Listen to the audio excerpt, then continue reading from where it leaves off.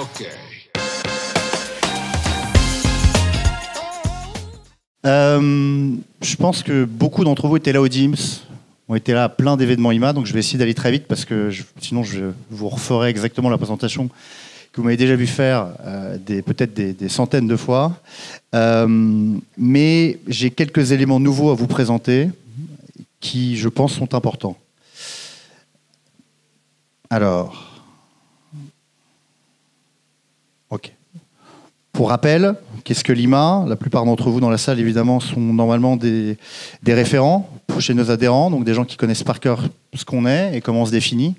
Néanmoins, notre définition a évolué quand même pas mal ces derniers mois et ces dernières années pour maintenant nous centrer sur la logique qui est qu'on se considère comme un consortium, comme un groupement d'intérêts technologiques dont l'objectif est pour vos entreprises, pour l'ensemble des dirigeants du numérique, donc l'ensemble des gens qui portent les sujets technologiques où qu'ils soient dans vos entreprises, qui puissent échanger sur l'ensemble des projets, sur n'importe quelle technologie, puisque notre objectif est de traiter tous les sujets technologiques de l'entreprise.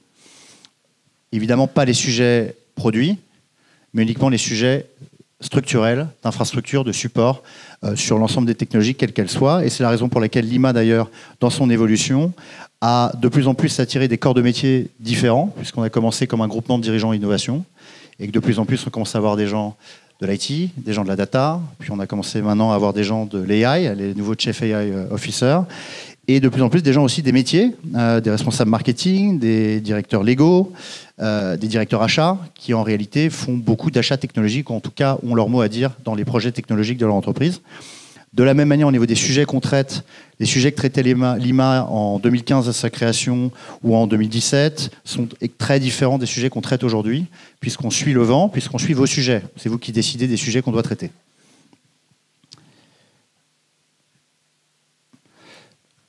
Le slide n'est pas à jour, je crois qu'on en a gagné 4 ou 5 depuis, mais on doit être à 134 ou 135. Vous savez qu'on ne fait qu'augmenter. On a un objectif qui est d'arriver à 160 d'ici la fin de l'année. On verra si on y arrive.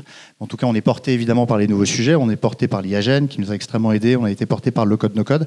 Et on sera porté par les nouveaux sujets. On a parlé du quantique tout à l'heure. Si le quantique, évidemment, devenait un vrai sujet avec des applications métiers réelles, en entreprise, puisque comme on l'a vu tout à l'heure, c'est pas encore exactement le cas, forcément ce sera quelque chose qui nous portera aussi. Ça représente aujourd'hui une communauté de 8000 personnes, donc vous êtes 8000. Pour la plupart d'entre vous qui êtes référents dans vos entreprises, merci, parce que ça veut dire que pour certains groupes, je peux en citer certains, mais par exemple, un groupe comme Société Générale, par exemple, ça représente plus de 400 ou 500 personnes, je crois, qui sont connectées au réseau, donc merci.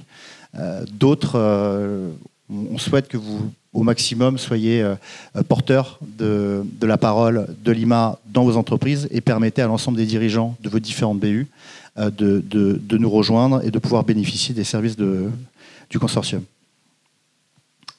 Comme je vous le disais, une croissance qui ne cesse de continuer.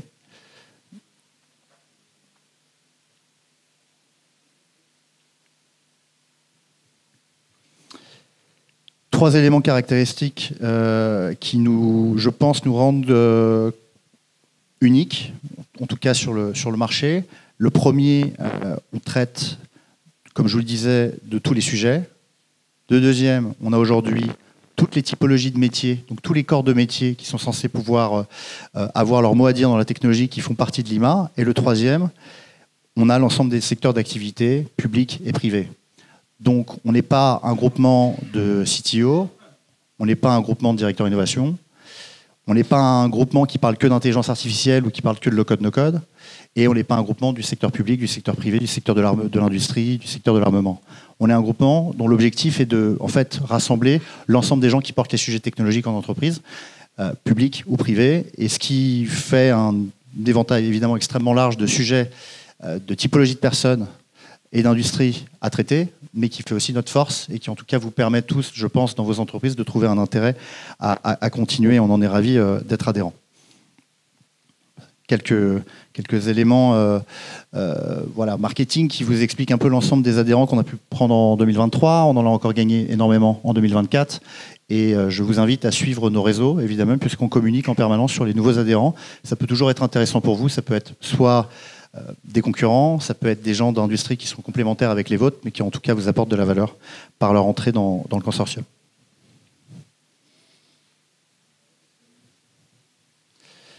Quelques chiffres clés. On a eu 12 Imagine Day, donc qui sont les journées thématiques, je pense que l'ensemble d'entre vous connaissent, organisées en 2023, cette deep dive, un objectif d'arriver à un nombre à parité de nombre de femmes et d'hommes au conseil d'administration. Vous avez mis les participants de l'an dernier, j'aurais pu remettre à peu près le même chiffre pour cette année, puisqu'on a été à peu près la même chose. Le DIMS IT Paris 2024, qui était donc le mois dernier, était exactement sur le même type de chiffrage, entre 700 et 750. 16 livres blancs, qui sont donc des publications, je pense, qui sont hyper pertinentes et qui vous apportent tous en entreprise beaucoup de valeur. Vous avez dû lire celui sur l'IAGEN, par exemple, dont on a sorti déjà 2 éditions et qui est génial. Et un réseau en ligne qui est très utile, mais encore trop peu utilisé, et j'y reviendrai dans quelques instants, mais qui vous permet de pouvoir bénéficier des services de l'IMA 24 heures sur 24. Les 4 piliers de l'IMA, qui est en fait notre objectif et notre feuille de route. Anticiper demain, donc l'ensemble des sujets qui sont précurseurs. On parlait du quantique tout à l'heure, l'IA générative, même si aujourd'hui je ne le mettrai plus là-dedans, probablement, ce serait probablement dans déployer accéléré. Déployer accéléré, donc avec l'ensemble des sujets disons à maturité un peu plus forte, mais sur lesquels aujourd'hui probablement vos responsabilités vous amènent à devoir les implémenter dans vos entreprises. Accompagner les équipes, donc tout ce qui va être recrutement, veille, formation, etc. Et garantir une innovation responsable qui évidemment est primordiale, qu'elle soit sociétale ou environnementale. Nos grands sujets de l'année, data, IA et process mining, low code, no code, Web3, blockchain, simplification de l'IT, cybersécurité next generation, industrie logistique du futur, qui est quelque chose sur lequel on compte maintenant aussi se focaliser, positive impact et anticipation, et AR, VR, Metaverse et Digital Twin, et évidemment tout ce qui est réalité mixte, avec les derniers annoncements qu'on a pu avoir par les grands acteurs américains.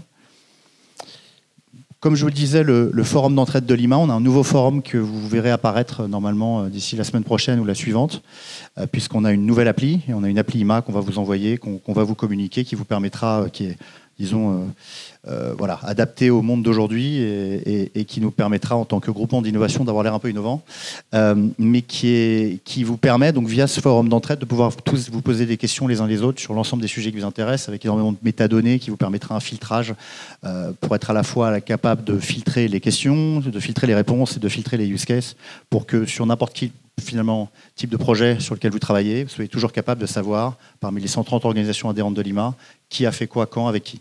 Voilà, ça c'est l'objectif, en tout cas la promesse. Je vais passer rapidement sur les success stories, les publications dont je vous parlais, la nouvelle plateforme comme je vous le disais, les benchmarks et les sondages, et je vais arriver, voilà. Une annonce qui est importante, on aura un événement qui sera en Q3, je vous le présenterai dans 2 secondes, mais qui lancera l'IMA Occitanie, donc à Toulouse. On aura aussi bientôt un événement un peu plus tard qui sera à Sophia Antipolis. Notre objectif étant capable de créer des communautés régionales pour l'IMA. Comme vous le voyez, on en a 4 aujourd'hui en tête pour diviser un peu le pays en 4, mais qui permettra donc aux acteurs locaux, aux communautés aussi locales et régionales publiques, aux administrations évidemment, et aussi à l'ensemble de vos centres de recherche potentiellement, ou à vos centres technologiques qui sont implémentés dans ces villes, par exemple à Nantes, comme on le sait, où il y a beaucoup de centres d'innovation, qui puissent se rencontrer, qui puissent rencontrer aussi des partenaires et des startups locales. Ça pour vous dire qu'on a décidé maintenant, il y a à peu près 1 an, de nous étendre sur l'ensemble des sujets d'innovation dans l'IT. Les derniers annoncements, par exemple, de tout l'impact de l'IA générative sur la cybersécurité et sur la cryptographie et sur les risques que ça fait poser aux entreprises sont évidemment un des sujets, mais au-delà de ça, d'être capable de pouvoir finalement vous aider aussi sur tous les sujets d'innovation qui sont liés à l'infrastructure et aux nouvelles infrastructures, aux nouvelles architectures, par exemple, de données. Voilà. Alors, ça, je souhaitais passer un tout petit peu de temps là-dessus, qui sont donc nos événements à venir pour la rentrée. Vous avez la semaine prochaine un événement architecture data mesh qu'on organisera le 26 juin, qui va traiter l'ensemble des sujets autour de la data et du cloud data platform, où je vous invite tous à venir. Un événement à la rentrée le 26 septembre sur la cybersécurité next generation, avec aussi l'impact de l'IA et de l'IAGEN évidemment là-dessus. Un événement très spécifique auquel je tiens tout particulièrement, qui est le 7 octobre, qui est un événement sur la souveraineté, qui est un événement qu'on organise et qui est le premier jalon d'un partenariat qu'on a noué récemment avec un organisme qui s'appelle France 2030, que vous devez tous connaître, j'imagine, qui est le fonds d'investissement qui a été lancé par par le gouvernement il y a maintenant 3 ans et qui représente 57 milliards d'euros d'investissement dans l'ensemble des technologies de pointe. Donc on parlait des supraconducteurs par exemple tout à l'heure, c'est le cas. Le spatial, on aura une présentation sur le spatial d'ailleurs sur le sujet cet après-midi. Le nucléaire, mais aussi tout ce qui nous intéresse, donc l'IA, qui est un élément extrêmement important de la stratégie du gouvernement, et la cybersécurité, dont je parlais aussi, sur lequel le gouvernement souhaite mettre beaucoup d'argent. On a signé un partenariat qui est un partenariat aujourd'hui d'entraide. Et le premier jalon est donc cet événement de souveraineté dont l'objectif est que vous puissiez tous venir et découvrir sur toutes les technologies dont l'IMA parle. Donc en fait tous nos sujets un peu cœur de réacteur. Identifier tous les acteurs français dans une présentation par bloc. Donc vous aurez une présentation sur l'IAGEN où on présentera tous les acteurs français de l'IAGEN. Vous aurez une présentation sur la cybersécurité, on fera de même. Vous aurez une présentation sur le low-code, no-code, on fera de même. Le but étant qu'en une journée, vous ayez un peu la cartographie de l'ensemble de ce qui est possible en France. Et je sais que beaucoup de vos organisations aujourd'hui ont fait des choix, parfois technologiques américains, parfois des technologiques en tout cas étrangers, non européens, disons. Le but de cet événement sera peut-être d'ouvrir votre esprit sur l'ensemble des opportunités qui peuvent exister. Et évidemment, on ne vous présentera pas que des entreprises que vous connaissez. Le but est de vous amener plein de startups. Donc plein de petites pousses, plein de jeunes pousses qui peuvent être hyper intéressantes. On vous invite massivement à venir à cet événement qui sera organisé au ministère de l'économie et des finances. Et qui sera aussi d'ailleurs probablement fait en partenariat parce qu'on est en train d'essayer de pousser dans ce sens avec France Digital, avec la French Tech, pour être capable d'en faire un grand rassemblement finalement de la tech française. L'autre événement dont je vous parlais, qui est le 12 novembre, c'est le lancement de l'IMA Occitanie, qui est donc l'IMA en région, pour tous ceux d'entre vous qui ont des activités, des bureaux technologiques ou innovations qui sont évidemment à Toulouse, mais aussi à Bordeaux et dans l'ensemble du sud-ouest français. On vous invite à venir nombreux. On devait avoir une présentation, d'ailleurs, vous avez dû le voir sur le programme de l'IMA Occitanie, mais je crois que malheureusement, on ne l'aura pas. Donc voilà, ce sera juste un effet d'annonce. La 3e édition de notre événement IAGEN, qui est l'événement le plus demandé de la communauté IMA de loin. Les 2 premières éditions qu'on a faites, on avait des amphis de 280 places et 260 places. Et on s'est retrouvé à chaque fois avec quasiment 1000 demandes d'inscription. Donc je vous invite à vous inscrire rapidement, puisque premier arrivé, premier servi. Où vous pouvez venir me voir et être très gentil. Peut-être qu'on vous fera passer avant. Et ensuite, donc, vous avez une suite événementielle un peu classique. Le code no-code, dont on aura une nouvelle édition. Digital Workplace Next Generation, avec l'impact des assistants et de l'IAGEN sur le Digital Workplace, qui est évidemment quelque chose de très transformant et qui risque de transformer tous notre manière de travailler demain. Un nouvel événement architecture et data, et un événement nouveau, puisque c'est un nouveau sujet qu'on va traiter à l'IMA, qui est l'industrie 5.0. Donc, vous avez entendu évidemment tous le PDG de NVIDIA qui a expliqué que la prochaine étape de l'intelligence artificielle, c'était l'intelligence artificielle physique. Qu'on allait, et Elon Musk nous l'explique si bien avec son robot, qu'on allait vers un monde où l'ensemble des usines de demain seront des robots intelligents avec de l'IAGEN dedans. En tout cas, c'est ce qu'on essaiera un peu de décoder et de comprendre. Et de comprendre, en fait, de la convergence IT-OT, qui est un peu les sujets d'antan, comment est-ce qu'on arrive à la convergence entre la production, la machinerie et l'intelligence artificielle pour optimiser les cycles productifs et les cycles logistiques, puisqu'on traitera un peu les 2 sujets. Enfin, événement un petit peu plus premium, disons en tout cas fait pour vous, un peu dans la même logique que ce qu'est l'ITES. On aura la soirée de lancement de la saison prochaine qui sera le 2 octobre. On vous invite tous à venir, qui sera une soirée de lancement où on vous présentera tous les travaux, les groupes de travail et les publications qui seront prévues pour l'année prochaine.